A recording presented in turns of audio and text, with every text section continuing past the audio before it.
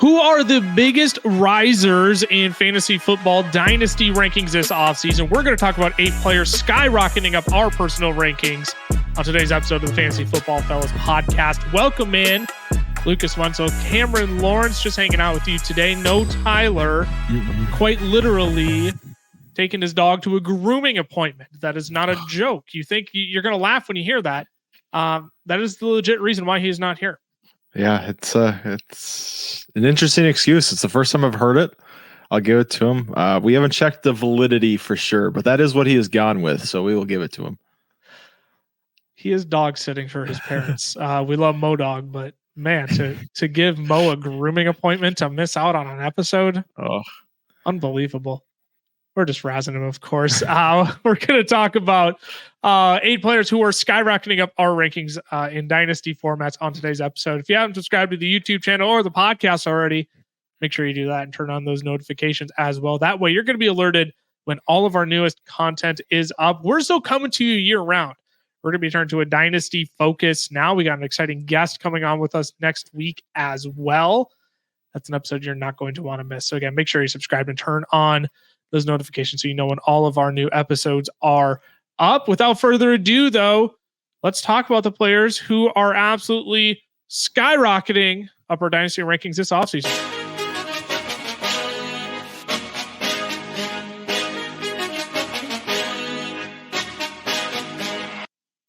Now, there's a lot of guys that I feel like we probably could have gone with in this episode. I think some people might expect like a Kyren Williams to be in this episode. I'm going to give him an honorable mention because I think we could talk about him, but he feels like one that like consensus around the community is just like, nope, he's in that upper echelon. Put him there. No debate about it. So we're going to try and talk about a few other guys that, might seem a little bit obvious. Sam Laporta is another one, right? Where it's like, it's not much fun to debate the consensus overall dynasty tight end one in this episode. And we're like, yeah, Sam Laporta is really freaking good, and he's on a really freaking good offense, and he's going to be really freaking good in years to come, right? So we're going to avoid talking about some of those guys. But Cameron, I'll let you kick things off here. You're actually going to start with the player that I actually think is going to surprise people, but I also like the argument that you have for this player. And we're not even starting with a running back or wide receiver like we typically do. Yeah, and I think, too, when we think of guys skyrocketing up our dynasty rankings, we think of guys in their first probably 2, maybe 3 seasons. But Correct. Especially when it comes to the quarterback position, these guys are just around for so much longer. I mean, we look at like a guy like Kirk Cousins right now, right? He's 35 coming off an Achilles tear, and we're still saying teams might want to sign him for a 3-year contract, right? So he's still got some juice left in the tank. I'm not talking about Kirk Cousins, but I am talking about Kyler Murray, who's going to be back for his first full season off the ACL tear. He is our consensus dynasty quarterback 9. I have him at 8. Lucas, you have him at 9, and Tyler has him all the way down at 11. So we'll have to talk to him a little later about that. But once he gets back from that dog grooming appointment, exactly, dog grooming. Yeah. I mean, who sticks someone with dog grooming when they're dog sitting for you? I mean, that's just tough. Tyler, you got to talk to your parents on that one. Heard about that one. But Kyler is only 26 years old. He's younger than Josh Allen, Patrick Mahomes, Lamar Jackson. He's younger than Joe Burrow, which we talked about just before we started. That's just a crazy, mind-blowing stat. You know, that's like if you were to ask me and they said, hey, you get $20 if you get it right, who's older, Kyler or Burrow? I'd pick Kyler hands down. Kyler, yeah. But it's Burrow. Since 2019, he has averaged 18.2, 24.4, 22.2, 18.9, 18.9 fantasy points per game, respectively, each season. Other than his rookie year, other than that first 18.2, he's been top 8 quarterback in points per game. Right? That's fantastic. This season, only 5 quarterbacks had over 18.9 fantasy points per game. Or actually, no, I take that back. 7 of them. He would have been quarterback 8 this year as well. Right? And this year, he wasn't running nearly as much, right? He came halfway through the season, and Arizona was terrible this year. Yeah. He's going to be fully healthy, and he's shown that he can put up almost 4,000 yards and 37 total touchdowns in a season, which he did back in 2020. In his 3 healthy seasons, he's thrown for at least 3,700 yards. He's rushed for at least 480 yards in each season. He's at least 25 touchdowns. right? These are great stats, and he's just a guy who's going to continue to perform. He's a guy who's always got it done on the ground. Even this last year, coming back off injury, right? 244 rushing yards in 8 games. So we're looking at about 510 rushing yards on the season. It was what he would have averaged if he would have played 17 games, which coming off an ACL, we weren't expecting him to really run, but he still did. He still showed that they can. And they're in a spot where they're committed to him moving forward. So they're going to be looking to take a Marvin Harrison or a Malik Neighbors in this draft. And that's going to be huge just to add another person, even if Marquise Brown walks, because I think we can agree Marquise Brown's been great, but he's not an alpha. He's not a number one wide receiver. And then having who you're going to, spoiler, talk about a little bit later, Trey McBride over there as well has been huge, right? Just from a safety blanket perspective, just from a guy that he can, dump off. But then McBride can also make some plays. So they're going to build the offense around him. They can't be worse than they were last year. He's going to have a full healthy offseason, and he still averaged 18.9 fantasy points per game last year. So I think Kyler's just a guy that, okay, he's healthy again. He should be viewed as a top 8, top 9 quarterback moving forward. The thing about Kyler Murray that I'm encouraged by as well, especially coming off that ACL tear, like we've even seen, and not even ACL tear, we've seen Dak Prescott when he had his nasty ankle sprain the one year, right?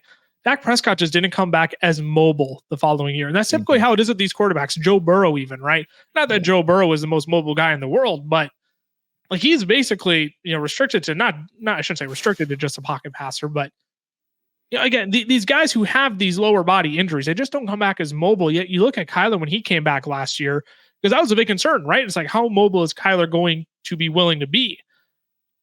During his stretch when he came back, 44 rush attempts. I mean, it's nothing astronomical. But you look at the state of the quarterback position, that was the 6th most. He had 3 rush touchdowns as well. You have James Conner, who's on the market this offseason.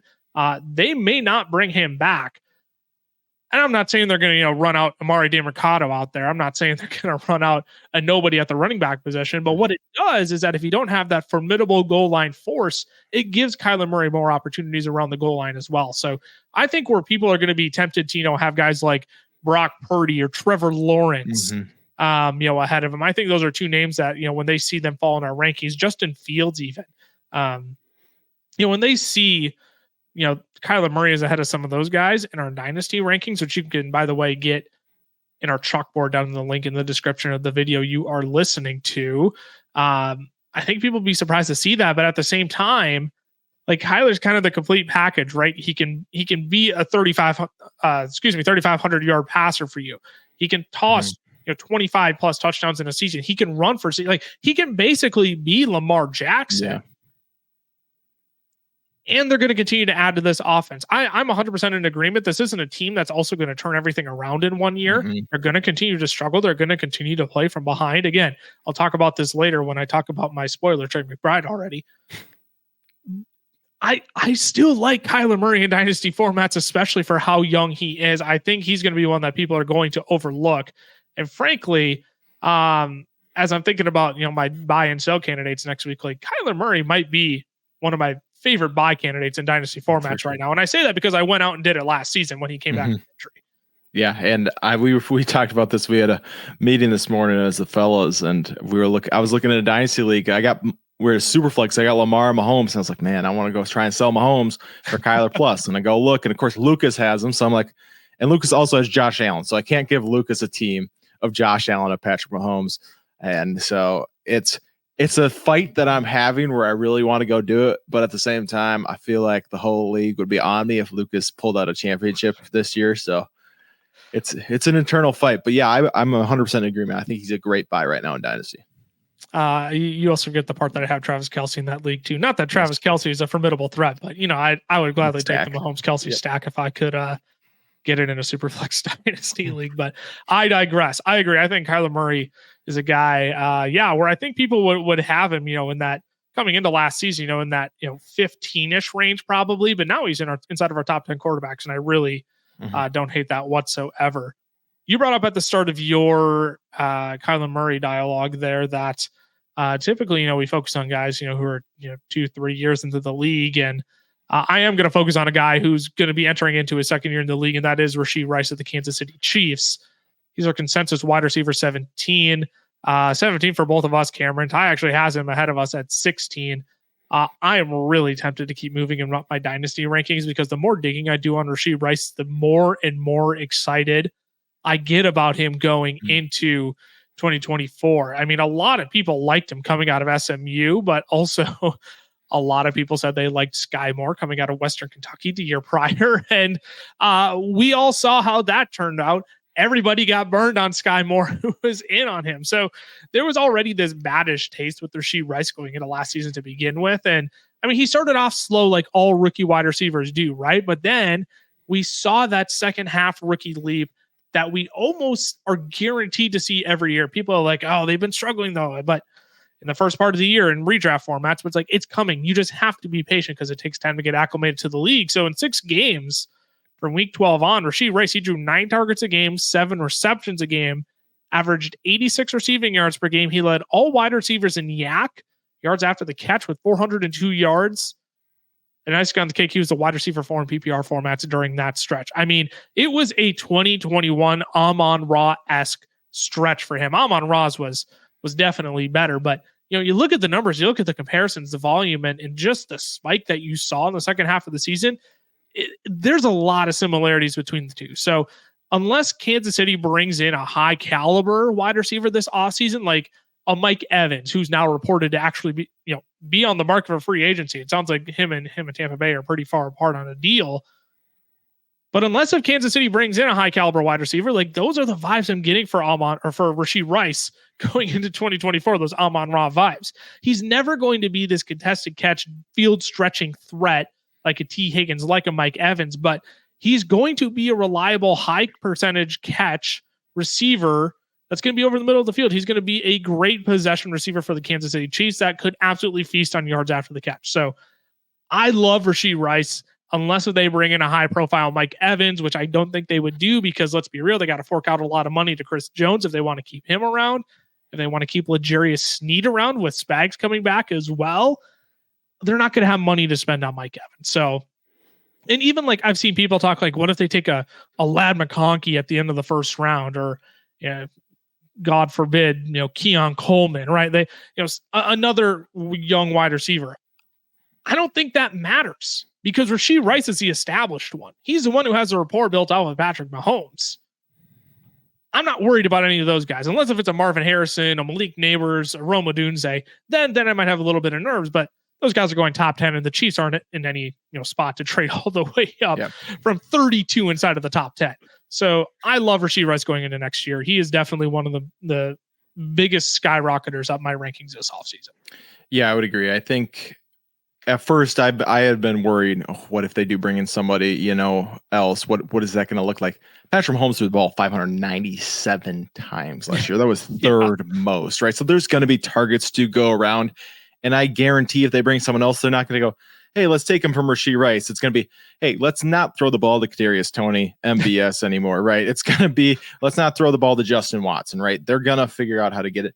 The only 2 guys I'd really be worried about them bringing in is Michael Pittman, which I don't think they do because I think he can play a similar area of the field, and Brian Thomas Jr. out of LSU.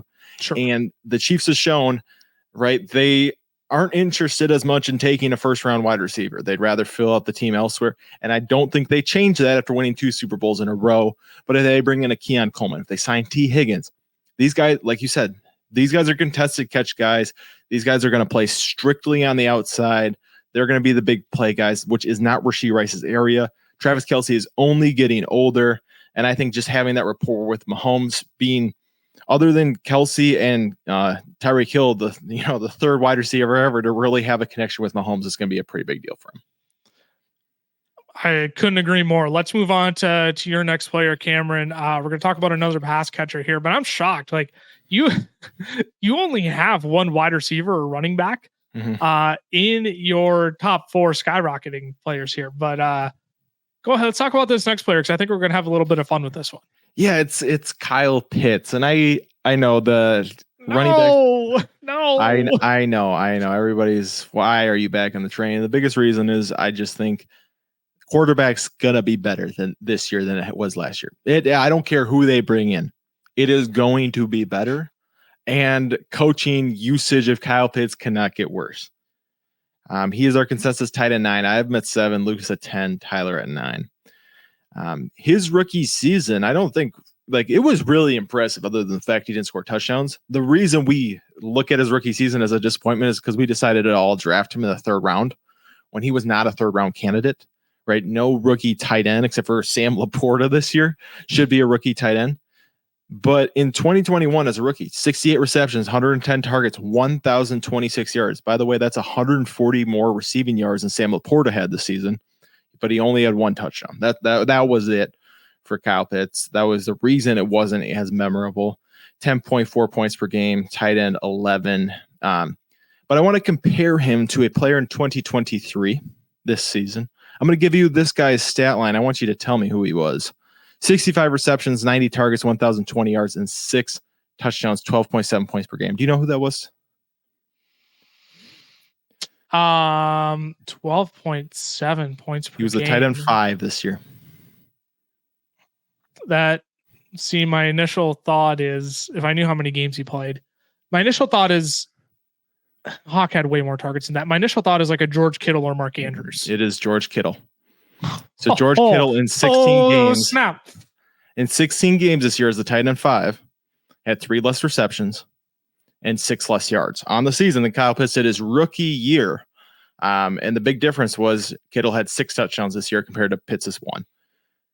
So I'm not saying necessarily that Pitts is all of a sudden going to be this tight end 1 in Dynasty this next year, right? I think there's a long way to go with the Laportas, McBrides, Kincaid's now. Kelsey's still there. Andrew's still there. But I think he's going to be in that conversation. There's only one other tight end in NFL history to go over 1,000 yards in the rookie season. Kyle Pitts and Mike Ditka were the 2. This last year, he was first in air yards, first in air yard share among tight ends, 10th in route run, first in deep targets, and first in unrealized air yards, which means they used him down the field where he belongs. The problem was they just didn't connect, right? Desmond Ridder wasn't it. Atlanta's going to have to find something else, right? You can't be a new regime and just keep going back to what you know doesn't work. So there will be a quarterback upgrade. And that's what gets me excited is I think we know that the talent is there for Kyle Pitts. We know that, how good he can be. It's just, can he get the opportunity? Can he stay on the field? And the only real issue and the only real thing that scares me is how do I want to say this? How big of a reason is his run blocking? Like how big of a weakness is that they kept taking him off the field? Like if that's a big enough reason that he can't play, then that becomes an issue. But at the same time, the dude's a 6'4", 250-pound wide receiver. Yeah, he really is. And it's not like Travis Kelce is necessarily the best blocker, right? And the Chiefs can figure out a way to get him on the field. So it doesn't worry me too much unless it's just like they can't even have him block at all. But I don't see that being the issue. So I have Kyle Pitts personally climbing up my dynasty rankings. So I agree with a lot of what you said. I do think the quarterback situation gets better this offseason. Now, my concern with that is how much better does it get? Who is going to be the quarterback for the Atlanta Falcons in 2024? Because if it's Justin Fields, I think I'm going to move Kyle Pitts on my dynasty rankings. Justin Fields last year, he had a 40.7% completion, deep ball completion percentage. That was 13th best of all quarterbacks. Which again, if you're talking about using Kyle Pitts downfield, you want someone who could be able to deliver him the ball downfield, because too many times you see Desmond Ridder, Taylor Heineke just absolutely sail one. Not like sail is the appropriate word. It wasn't just like a miss. Like they sail it, 5 yards above Kyle Pitts' head. And it's like, where are you throwing that? Like it's baffling to me sometimes. It's like, I did feel bad for Kyle Pitts because he does need someone who can deliver him the football. Now, if it's a Jaden Daniels or JJ McCarthy, who are, 3 and 4 respectively, assuming Washington goes Drake May and whoever picks at number 1 goes Caleb Williams. Are we sure they're going to be beneficial for Kyle Pitts right away? Do they need time to get settled and acclimated into the NFL as well? That's where I have more hesitations. But I also don't disagree that the coaching is only going to get better because Arthur Smith isn't there. And it feels like a curse that's going to be lifted off of Drake London, Bijan Robinson, Kyle Pitts' shoulders because Arthur Smith isn't trying to get cute and do just so many unnecessary things in that offense where it's just like, you drafted these guys top 10, give them the damn football, right? Like it's not complicated. So I do think that gets better. I just still have questions around the quarterback position. Who is it going to be? If they bring in a Kirk Cousins, I think that's another one too. I didn't bring up Kirk Cousins. He's another candidate that they could bring in. And I would be more in on Kyle Pitts then, but I need to see who the quarterback is before I'm like completely back in and willing to take a stab at him again this year. Yeah. The thing is Desmond Ridder threw the ball 25 times a game last year. So it's not going to get worse. They're not going to throw it less.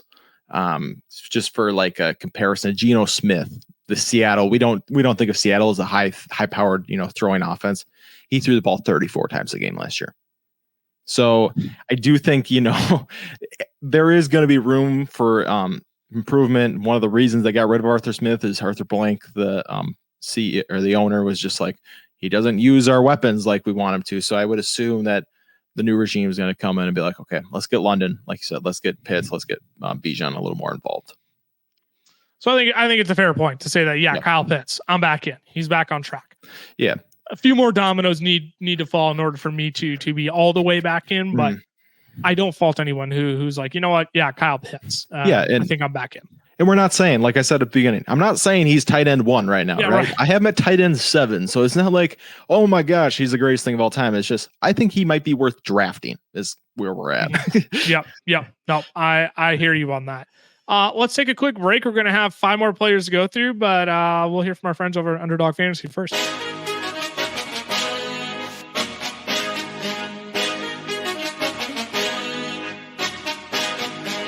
Today's podcast episode is brought to you by our friends over at Underdog Fantasy. Now, we love Underdog. It is the easiest place to play best ball formats, and they even have their own form of player props called Pick'em.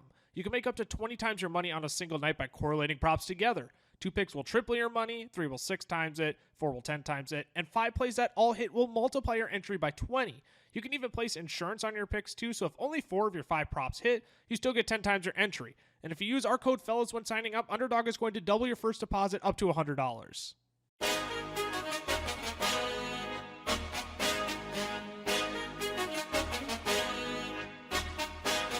Alrighty, we are back. You were like right on time with that one. I was impressed. That was great. So far we have talked about Kyler Murray. We've talked about Rashee Rice and Kyle Pitts. I am going to talk about our first running back on the day as the next player skyrocketing on my dynasty rankings. Now, some people might say this is an obvious one.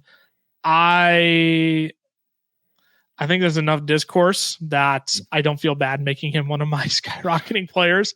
But it is Devon Achane. He is our consensus running back 8. I have him at 8. Cam, you got him 1 spot higher than me at 7. Ty has him at running back 8 as well. Devon Achane might be the biggest dynasty enigma this offseason. Mm-hmm. We all know how explosive he is. He is a dynamite play waiting to happen, but the fragility is so hard to get over. We're talking about a teeny tiny little man, 5'9", 188 pounds. Dealt with both knee and ankle injuries, causing him to miss 5 and basically 6 games last year when he left early after missing 4 weeks.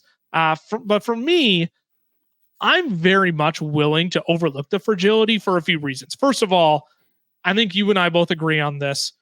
All running backs in the NFL are injury risks, whether we want to admit it or not. Some higher than others. I'm not saying that, Devon Achane is the same injury risk as, pick a running back who's appearingly more durable. But when we thought guys like Derrick Henry and Nick Chubb were invincible, they reminded us that playing human bumper cars is just not good for the human body, right?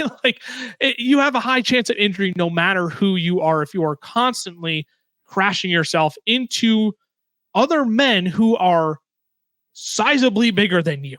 These are not small boys on the defensive line. But the second thing really though, if we're looking at Devon Achane analytically, mean, the advanced stats for him are just bonkers from this last year. We know how hyper efficient he was, 8 yards per carry last year. And in healthy games, he led all running backs with 434 breakaway yards. His breakaway run rate was all the way up at 12.6%, which led all running backs. And he was 5th in those healthy games as well in yards after contact. He led all running backs in yards after contact per attempt with 5.16 yards. He created 4.62 yards per touch, which was 4th of all running backs, and he led all running backs in fantasy points per opportunity at 1.36 points per opportunity last year. So then you boil in the Miami Dolphins' explosive run scheme. You factor in Raheem Mostert starting to age out at 32 years old. I mean, this is a 10-year difference between the two. Devon Achane is only 22 years old. Raheem Mostert's going to be 32 going into, or 32, going into next season. I really don't think Devon Achane is just lightning in a bottle that we got for 6 weeks. I think he can be the real deal in this Miami Dolphins offense. And I get people are concerned. I get it. So look, the best ability is availability. I get it. Devon Achane is a guy I would much rather call my shot on in Dynasty and be wrong after what I've seen than say, hey, you know what? I'd rather not take the chance on him. I think he has a higher chance of being a bust. And then he plays a full healthy 16. It's the discourse around Christian McCaffrey, right? This is what we're looking at with CMC after all his knee injuries. They're like, I don't know. Is he ever going to be the same? Is he going to be able to stay healthy? And those who stayed loyal to CMC, and Cameron, you were one of those people. It's like, I don't care. I really don't care. That has paid dividends for you. And that's what I'm looking at Devon Achane as. Not the same level as Christian McCaffrey, but you know what? Instead of saying, hey, you know what? He's too injured all the time, I'm out. From what I've seen, this dude is explosive. He is dynamite. I would much rather call my shot and be wrong than be on the outside looking in and saying, holy crap, I missed out on an absolute stud running back. Yeah, I think that's the biggest thing is running backs. It's such a short window anyways. Yes. That it's kind of like, all right, I'm just, it's, you're 2 years off. So then, you just kind of refined it. And like you said, he is at this point, the only running back with running back 1 potential that you could get without having to give up 2+ firsts, right? I mean, I think that's the biggest thing around Devon Achane right now is we know the ceiling. We saw it this year. It's just like you said, there's just a lot of question marks around it. But I think he proved enough, and the way Miami runs this offense proved enough that if he is on the field, he will be fantastic. It's just as long as he is on the field. And that's all it is. And again, I am willing to overlook that because of how explosive he is. And he's just a guy I would much rather be in on than out on. I mean, I think about friend of the show, Jagger May, Fantasy Blue Chip. If you don't follow him on Twitter, he's a great follow over there. I mean, it was the same thing with Keaton Mitchell, right? Now, Keaton Mitchell, unfortunate outcome, ACL injury. But I remember he posted a video where he's like, I'm not missing out on Keaton Mitchell like I missed out on Devon Achane. Like, I got the 1 week. It's like, okay, yeah, but is it really real? And it ended up being real. And you're like, crap, I missed out. And so, like, I think that same mentality has to carry into the offseason of, you know what, if you had your chance at Devon Achane and didn't get him, I think this is your chance to take a swing again because he's a top 10 dynasty running back for all of us. And I think he rightfully belongs there. And I think there's others in the community who might even say we're too low at running back 8, which is a crazy thing. For sure. Okay, go back to you, Cam. Let's talk about another wide receiver now that is skyrocketing up your rankings. Again, another name that I didn't expect, but I also think there's a strong case here for it. It's DJ Moore. It's similar to Kyler in the way that, right, it's not a first, second, third. DJ Moore, what season is he entering? Is this going to be this is going to be his 7th NFL season? Is it 7th? I was going to say 6th. He's played 6 so far. This will be his 7th coming up, and he will be just turning 27. Which is wild, right? It's wild. That is wild. Is like I said, he's the same age as Kyler, so it's right. It is pretty ridiculous. But for me on this offense, the way they want to use DJ Moore, I think what we saw this year is going to be what we see coming, moving forward till probably the end of his prime, which is going to be probably year 29, 30, 31. Right? You're going to have 3 to 5 more years where I think DJ Moore is going to produce at a very high level. He had a career high in receptions, yards, touchdowns, and fantasy points per game this season. He was 10th in target share, 8th in the air yards, 5th in deep targets, 8th in yards after catch, top 15 in both fantasy points per target and yards per route run. Right? He did fantastic this year. It was, if you've been following DJ Moore, if you've been on the DJ Moore train, this was what you were hoping for. You've been hoping for it for probably the last 4 years. We thought we had it in 2021 when he had 93 receptions on 163 targets, but he only had 1,100 yards and 4 touchdowns, right? So the fantasy production just wasn't quite what you wanted it to be. But this season, seeing 14.2 yards per reception, seeing almost 100 receptions, over 135 targets, and then finally getting into the end zone, that was huge from DJ Moore. And there's no way the Bears don't look at him at this point. And you knew they looked at him at this point from the trade that they made as part of, selling the number 1 last year to get him. You knew they viewed him as the new alpha, the next, like we talked about, the AJ Brown, the next, Stephon Diggs, right? Viewed him in that way, hoping that he'd propel Justin Fields to be better. And I run a real quick fly through some of the Justin Fields stats. We talked about Desmond Ridder, 25 attempts a game. Fields this last season, 28. Right. So for DJ Moore, no matter what, he's not going to see less pass attempts this next season. Right. Coming as net less targets coming his way. Justin Fields also 61.4% completion percentage. There were only 2 quarterbacks in the top 30 of fantasy points per game, of fantasy points this last season, who had a worse completion percentage. I'll give you a guess on those 2 quarterbacks. I'm going to guess Sam Howell based on purely volume. Not Sam Howell, actually. Really? Sam Howell was 63.4, so beat him by 2 percentage points. Oh, wow. I mean, then they're both bad. Like Aiden O'Connell's and Desmond Ritter's of the world. No, both were higher. All right. Well, now I'm out of guesses because I'm. So one guy you probably didn't think was going to be in the top 30 that just snuck in there. There's Mr. Zach Wilson at 60. Oh, sure. God. Yeah, I should have guessed that. Yeah. And then the other guy. That should have been before Desmond Ritter. And then the other guy was a rookie this year is Bryce Young at 59.8. Every other quarterback in the top 30, actually every other quarterback in the top 40, except for Will Levis and Joe Flacco adding to that list, had a better completion percentage than Justin Fields this last year. And I'm not saying that to say like to crap on Justin Fields, right? I think Justin Fields can still be a decent quarterback in the NFL. But what I'm saying is from a purely passing perspective, it's not going to get worse for DJ Moore. He's not going to see a worse completion percentage. He's not going to see less targets, even if they continue to bring in somebody, because if they're bringing in someone, they're still looking at DJ Moore as that alpha wide receiver 1. And the best thing is in this spot, it seems like his new quarterback's going to be Caleb Williams. Yep. And if it's Caleb Williams, they're going to throw the ball a lot. They're going to let this man cook, right? Because they're looking at him as generational. And Caleb Williams already showed, hey, I'll throw the ball deep, right? He has shown that in college. He has shown that he can make some fantastic throws. And for DJ Moore, that's what you want to see, right? You want to see that yards per reception stay above 14. You want to see him find the end zone.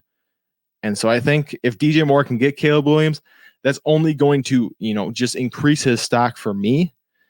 And I don't think DJ Moore's looked at as a top 12 wide receiver consensus. I think maybe people haven't ranked there, right? You don't feel like no, he's teetering on that edge of that like Puka Nacua, Garrett Wilson, realm, but he's right there. Like he's like a tier, just the tier below. So I think that's why he's shooting up my board, is because I really think that he is going to be a top 10 wide receiver for the next 3 to 5 years.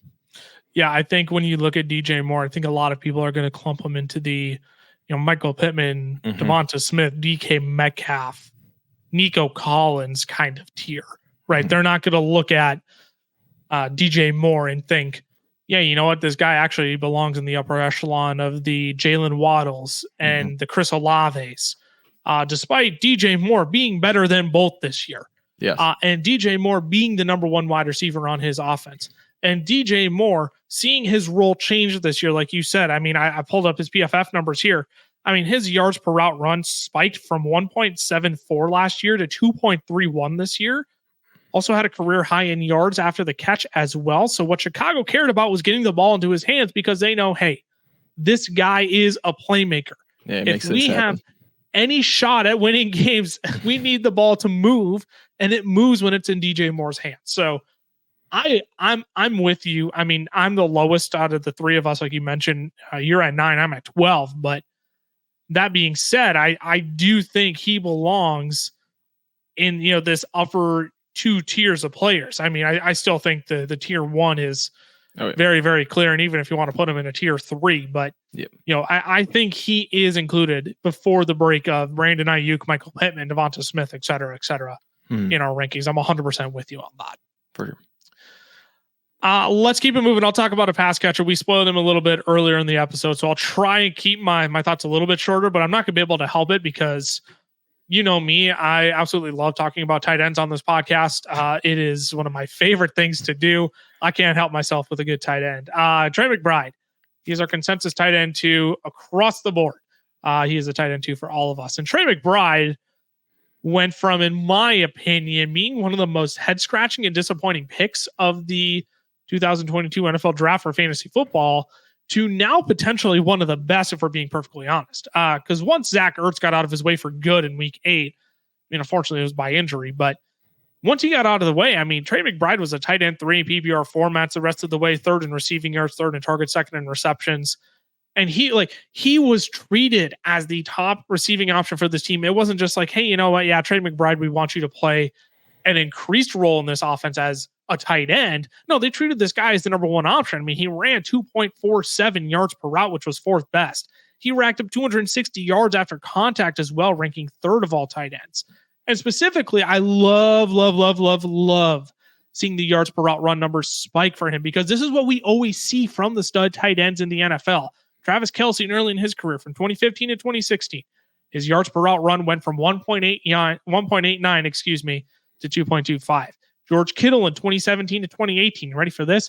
1.42 to 2.82. Mark Andrews then the following year, he went from 1.96 to 2.68. This is what we see from the elite guys. The yards per route run spiking is a sticky metric that we see across all stud tight ends. I think Trey McBride's going to fit into that category. Now, the only knock you can really give him is, like you mentioned earlier, that they're probably going to bring in a Marvin Harrison Jr. or a Malik Neighbors if he does go to Chicago early. Maybe a Rome Odunze, right?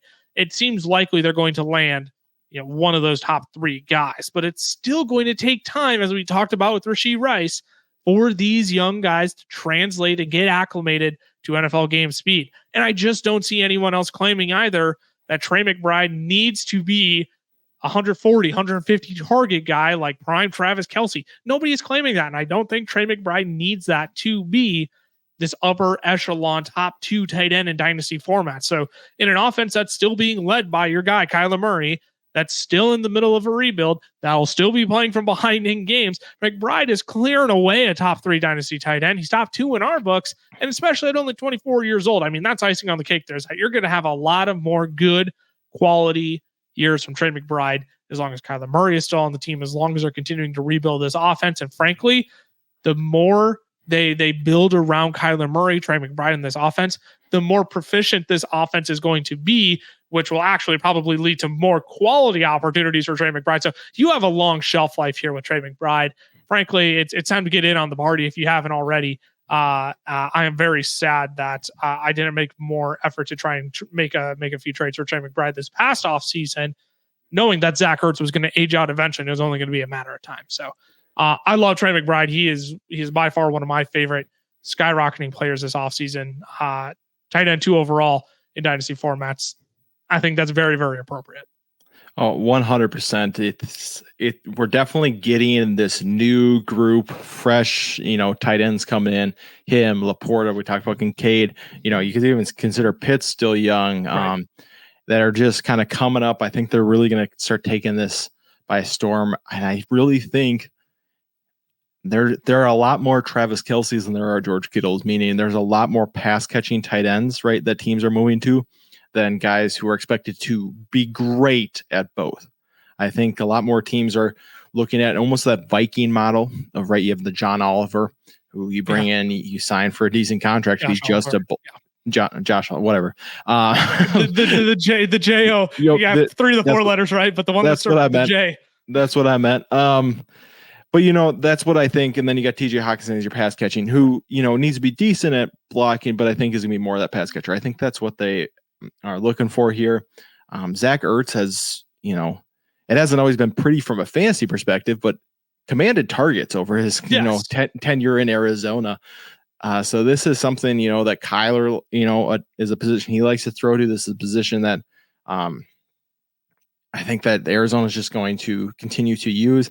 And Trey McBride, like you said, he looked really, really good when he was out there. And so there's no reason to doubt, you bring in a rookie wide receiver. Okay, he's probably just replacing Marquise Brown, right? I mean, maybe he sees a little bit more targets, but I got to say, Trey McBride has probably one of the safest roles among, young tight ends out there. Yeah. I mean, and you saw Jonathan Gannon, right, coming from the Arizona Cardinals, or from the Philadelphia Eagles, excuse me, to be the head coach of the Arizona Cardinals. I mean, coming from an offense that did focus its attention to Dallas Goedert. Yeah. Drew Petzing then building an offense that tailored its focus to getting the tight end involved. And those are two guys who are in the middle of this rebuild. They're not leaving anytime soon. I mean, they have no reason to leave unless if, the rebuild takes 4 years and they make zero progress. I think they're going to make some progress with the draft capital that they have and the opportunity and flexibility that they have in the upcoming years now with how much cap space that they have. So I am 100% with you there. I think Trey McBride is part of this new era of the next young stud tight ends. And he and Sam Laporta are the face of that right now. So I absolutely love Trey McBride. He has definitely been skyrocketing on my rankings. Let's do one more round here, Cameron. You got a quarterback. I got a running back we want to talk about. As much as it pains us to talk about this quarterback hailing from the great white north of Minnesota, I also don't think we've been shy about giving this guy his flowers as well. Yeah, it's Jordan Love, and I'm going to be honest. Ty was supposed to have this guy. This was one of his guys, and me and Lucas each took one from him. But the reason I'm okay with talking about Jordan Love is he's our quarterback 12. I do have him the lowest at 12. You have him at 10. Tyler has him at 9. But it's because I liked his wide receiver, and one guy I almost talked about was Jaden Reed. Yeah. And for me, I think it's actually going to be easier to talk about Jordan Love than it is Jaden Reed, because these wide receivers in Green Bay are still fighting for their pecking order. We haven't seen full Christian Watson. What does it look like when Jaden Reed's in there? Then you got Dontavian Wicks, you got Romeo Doubs, right? You got a lot of pass catchers who are going to be pretty decent for Green Bay. You got the 2 tight ends then as well, Luke Musgrave, Tyler Kraft. So, and then, obviously, the Aaron Jones, I think, should still be there. I don't remember his contract situation off the top of my head.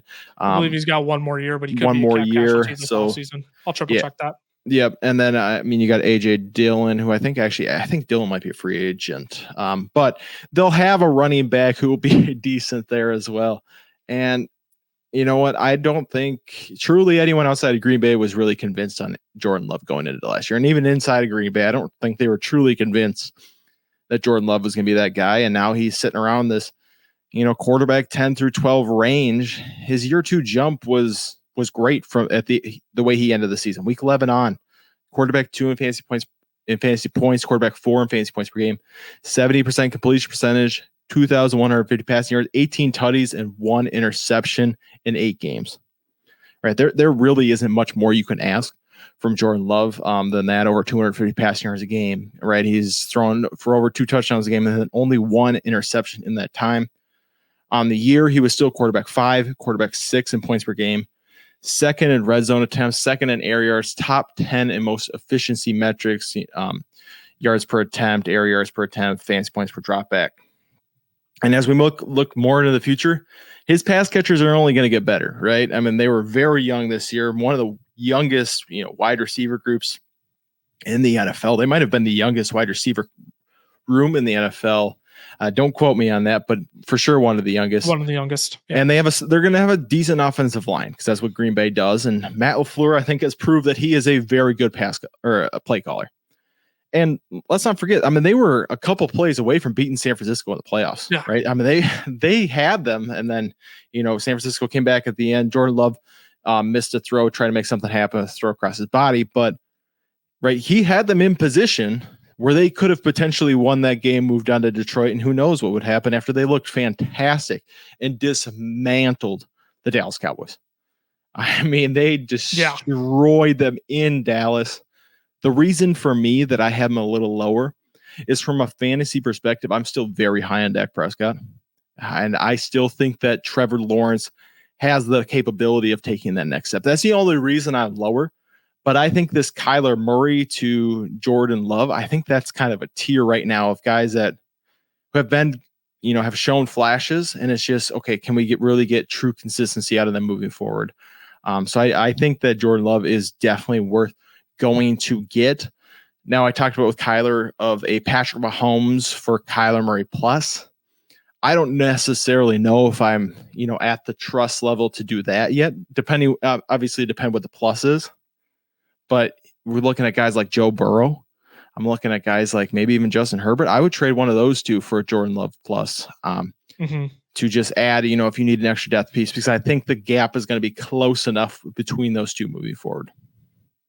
I really do like Jordan Love moving forward. I mean, there was just so much promise, man. Not only did he get it done with his legs, but I mean, he proved he could toss touchdowns as well. Yes. I mean, there was very few weeks where we saw Jordan Love go for less than 19 fantasy points. I really got to throw up his numbers right now. I was really distracted by figuring out Aaron Jones' contract situation because he's done a lot of restructuring. Basically, if he's a post-June 1 cut, Green Bay would save $11 million against the cap, or they could restructure him and save just shy of $8 million against the cap as well. So you have your answer there. But I mean, you look at his second half of the season, man, and from week 10 on, he only had one game with less than 17.5 fantasy points.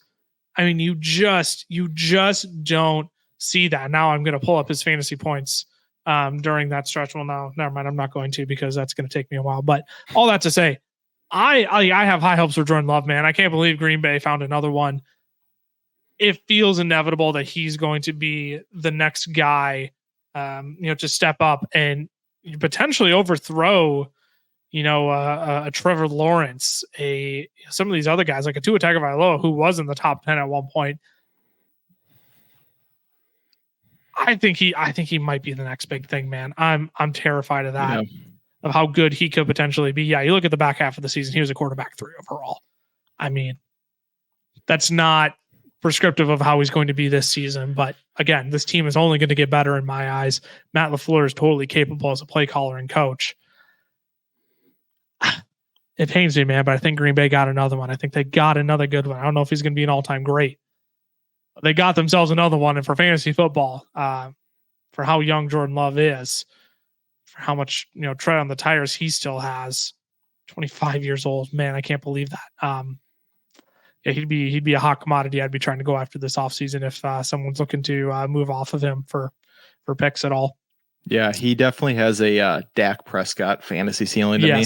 And I think a lot of people hear that and they're like, oh, but we're talking about a guy who on any given year is a Are we top talking about the quarterback one in the back half of the season this year? Like, what are we doing? Yeah, I think he's got a crazy high ceiling of a guy who could be easily 4,500 yards, 35 touchdowns, multiple years in a row. And his running backs, like I talked about them earlier, they were not good this last year.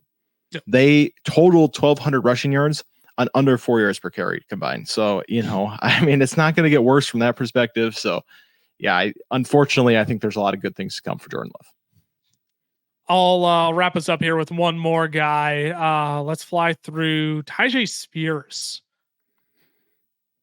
I don't want to fall victim to like false hope, but at the same time, we knew he was going to be playing from behind Derrick Henry last year. Even still, though, he was an exciting prospect coming out. He showed some really nice flashes at the Senior Bowl last year. Really got on a lot of people's radars there. Ty was extremely high on Tyjae Spears coming out. I like Tyjae Spears as well. So then going into the season, right, playing behind Derrick Henry, how good can it actually be? Well, I don't know if anybody expected it, but he was widely used as a receiving back. He was top 10 in receptions, targets, yards per touch, juke rate, breakaway run rate, even when he did get our running opportunities. He's 13th in fantasy points per opportunity as well. And so his impact in the receiving game was much more prominent. And I think what continued to hold him back in people's eyes is like, okay, well, where is Derrick Henry going to end up after this year? Is he going to be, a Tennessee Titan for life? Or is he going to find himself a new home after the season? And that seems, inevitable at this point, that Derrick Henry is going to leave the Tennessee Titans. I mean, as of February 19th, happy half birthday to me. Weird shout out. Weird shout out, but that's how we roll on this podcast. Look, he's a lead back on the depth chart. I love it. Derrick Henry is a free agent. I couldn't even tell you who the backup to Tyjae Spears is at this point. Julius Chestnut, Hassan Haskins, one of those two. Actually, Hassan Haskins might not be on the team anymore. I would say I think it's Julius Chestnut. Is that am I crazy? I think pull up that Tennessee Titans depth chart. At any point, Tyjae Spears is very clearly at the top. So then you got it. I'm pulling up right now. I'll wait for you to pull it. I feel like Julius Chestnut isn't right. It sounds like Joey Chestnut, and that's what scares me. It feels like I just pulled out the hot dog eating champ's name and not an actual NFL running back. It is Hassan Haskins still, and then Julius Chestnut is fourth. All right, I was right. I was right with Julie. I got really scared there. I'm like, oh boy, I'm about to sound like an idiot. But here's the thing about Tyjae Spears, right? Lead back in this backfield. I think he does clear Hassan Haskins. They'll mix him in, but I think Tyjae Spears will be the number one in that offense for sure. You have a receiving floor then with him as well. You bring in Brian Callahan, who's probably going to have a better offensive system than Mike Vrabel and co. What the debate is about Tyjae Spears is going to be how good is the offensive line going to be? Because the Tennessee Titans offensive line by PFF was the worst in the NFL last year. So they've got to apply some major reinforcements there in a year where the free agent offensive line class really isn't all that great. They'll probably load up in the draft. They'll have a great opportunity to load up early in the draft as well with one of the top three prospect tackles there. But again, it's the opportunity, it's the better offensive system that he's getting. He has definitely shot up our rankings, from being in the low, just stash him running back range to now like, okay, he might actually be, a guy like a James Cook, a Rashad White, where it's like, okay, maybe you should go take your shot on some of these guys after they're disappointing, quote unquote, disappointing rookie seasons, because they have a chance, to potentially skyrocket to be a top 15 guy this year. Like, I don't think that's out of the cards for Tyjae Spears. Yeah, for sure. I mean, if he could fill in like a Joe Mixon role, holy cow. Oh yeah. Joe Mixon's a great example. It's going to be, especially with Brian Callahan, right? That was just coming from the Bengals. That could be huge. I mean, you're looking at a guy who could be top 10. It's not going to be necessarily pretty, right? The volume might be disgusting, but at the same time, like you said, they're not in a position where they're going to go out and sign someone, a big time running back. No. They might sign someone who maybe cuts into carries a little bit, but Tyjae Spears is going to have fantasy value in 2024. And it's just, for where he's going, like right now, I think best ball drafts, he's running back 20 or something around that area. I think he's even lower than that. I want to say he's in the 27 range, which is shocking to me. So for 2024, right? I mean, that's fantastic. It's fantastic redraft value. Look at Dynasty, like we're talking. I mean, you could get him for relatively cheap, right? If you can pay a second round pick for Tyjae Spears and take that chance to have a guy for the next couple of years, as your running back 3, running back 2, I think that's it. I would definitely take the chance on him right now. Mm-hmm. I'm looking up where he's at in best ball drafts because I do think that's a fascinating. I couldn't believe how low, because I'm getting him in a handful of drafts in best ball right now. Maybe he has skyrocketed up a bit now. Oh my gosh, yeah, he definitely has since I started drafting. He's a running back 18 right now. Oof. When I started drafting, he was going after, like the Raheem Mosterts, the Najee Harrises, the James Connors of the world. He was down in that 25, 26 range. Now he's all the way up at 18. So I think you're going to start seeing a lot of other people who are definitely in on Tyjae, and he is definitely skyrocketing up. What was that? So you got to make your move now, is what we're saying. Yes, yeah. You got if you're going to snag Tyjae, you got to make your move now, because I think there is a real chance. He does fill a Joe Mixon-esque role going into 2024. Anything you want to add before we sign out here? No, I don't think so. I think we're fully in dynasty season. This is when you make drafts. This is when you call your shots, especially if, for the draft. If you got a, inkling, hey, Marvin Harrison is going to be going to Arizona. Maybe I want to, get that connection with, get the quarterback who's going to be connected to him. Then you go trade for a guy like Kyler Murray. So I think now is kind of when you trust your gut and make some of those big fun trades. Yeah, we will be transitioning, as you said, fully to Dynasty. We've already been doing that with our Dynasty rankings here on the YouTube channel, so make sure you go check those out. By the time you hear this, we will have gone through our quarterback, running back, and wide receiver Dynasty rankings. We will be releasing our tight end rankings tomorrow. We're going to be talking about dynasty buys and sells next week with a fun guest as well. You are not going to want to miss that episode. Honestly, I think it's long overdue that we have that guest on our show. Would you agree? For sure. Oh, 100%. Long overdue. It's going to be a blast next week. We're going to have a lot of fun talking dynasty buys and sells with our guests. So make sure you subscribe and turn on those notifications so you know when that podcast comes out. If you're watching over on YouTube, thanks so much. Again, make sure you subscribe, turn on those notifications there. For those listening to the audio version, thanks for being loyal over there. We greatly, greatly appreciate you all. If you're not subscribed to the podcast already, make sure you do that so you can be alerted when those episodes go up as well. Look, if you want more content on the socials, FF Fellows on Twitter, the FF Fellows on Instagram, Fantasy Football Fellows, Facebook, YouTube here, and on TikTok. We're still coming out with content all year long, whether it's free agent rankings, whether it's trades we want to see. We're doing NFL mock drafts as well. There's so much content that we still have coming out for you all. So don't miss out on any of it. We will see you all next time. I am at Lucas Wenzel on Twitter, Camlaw FFF for Cameron. Ty will be back next week with our guest as well. Ty, hope Mo got his nails clipped all nice and pretty. I hope you don't got those. I just saw a video about it on TikTok. And I can't remember what they were called. Like when you got fur all over your paws. I can't remember. No, there's a specific name that they used. Veterinary Lucas. I know. I'm kind of into it now. Thanks for tuning in. I'm just going to close this out. We will see you all next week to talk dynasty buys and sells. Till then, stay safe, stay healthy. We'll see you all soon. Deuces.